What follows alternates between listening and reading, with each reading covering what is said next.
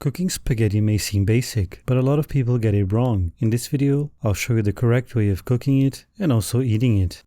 For the sauce, I'll use 1 medium-sized onion, 2 cloves of garlic, 1 400 gram or 14-ounce can of peeled tomatoes, some olive oil, tomato paste, red chili flakes, dried oregano, and bay leaves. And for the spaghetti.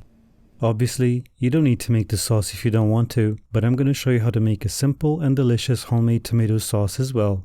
In almost all cases, the first thing you need to deal with when cooking pasta is the sauce, so I'll get that going by cutting the onion in half and then peeling it. I also like to remove the first layer of the onion because that tends to be papery and unpleasant to eat. Setting the naked onion to the side, I'll peel the garlic cloves by giving them a punch, cutting both ends, and that will make the husk release quite easily. I don't know about you, but after peeling onions and garlic, I always rinse them under cold water. I also rinse the knife and the cutting board because both onions and garlic carry a lot of dirt on the shells, and eating dirt is just not nice. To easily chop an onion, you make cuts that don't go all the way to the root end, rotate the onion, and make cuts the other way around. Let's see that again.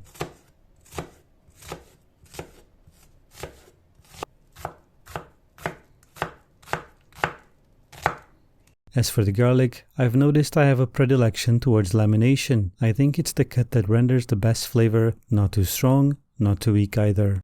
Now in the bottom of a large pot, I'm adding a beautiful amount of olive oil, enough to cover the bottom. When the oil is hot, I'll add my onions, a few bay leaves, and let the onions sweat for a couple of minutes on medium-low. Now I add the garlic and let it become fragrant, making the neighbors jealous of the delicious food I'm cooking. About 2 tablespoons of tomato paste go in, and I'm adding it now so that it can caramelize and develop a deeper flavor and color. At this point, I also add some salt, not much because I will be tasting the sauce before it's done, so I can add more later if I need to. Some red chili flakes go in, which to me are indispensable for a good tomato sauce. And about a minute later, I add my can of peeled tomatoes, which is my preferred type for sauces rather than crushed tomatoes, and I just break some of them with my spoon.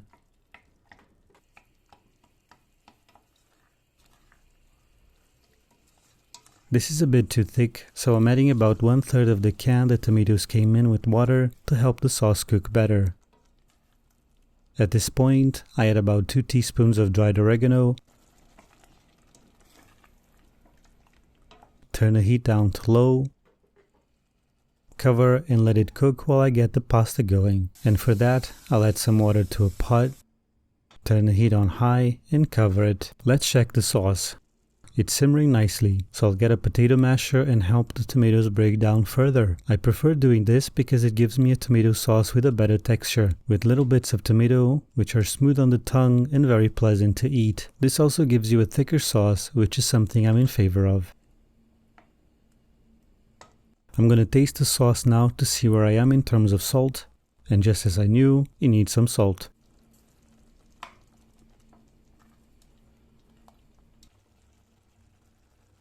To avoid contamination, I pour some sauce on my spoon. And to me, it's perfect.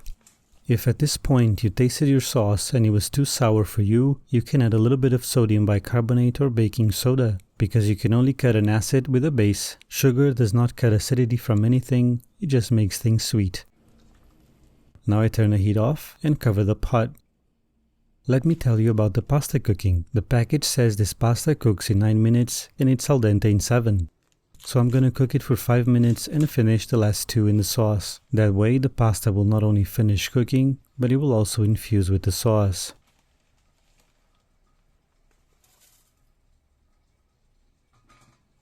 With the water boiling, I add a good, but not exaggerated amount of salt to it, and in goes the pasta. I'm actually using half of that package, which will be enough for 2 people.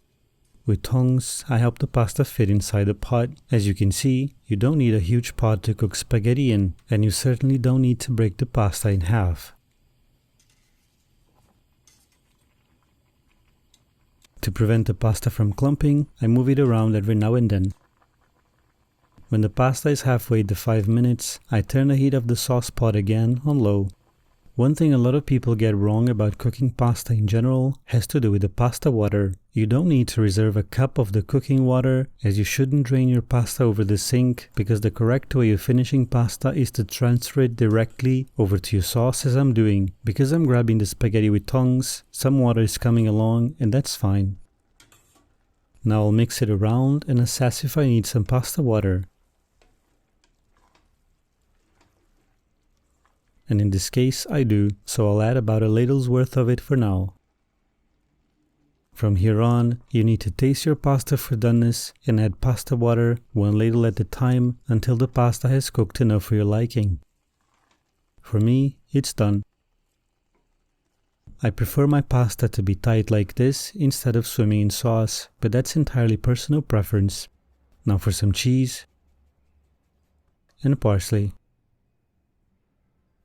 To eat spaghetti like a pro, you take a few strands of it with your fork, raise them up, then you swirl your fork on the edge of your plate, and that will give you a neat nest of pasta, which you can then shove in your mouth. Delicious. As you watch me eat, let me tell you that tomato sauce tastes better the next day. So what you can do is prepare the sauce the day before, and then simply warm it through in a pan and finish the pasta with it as I did.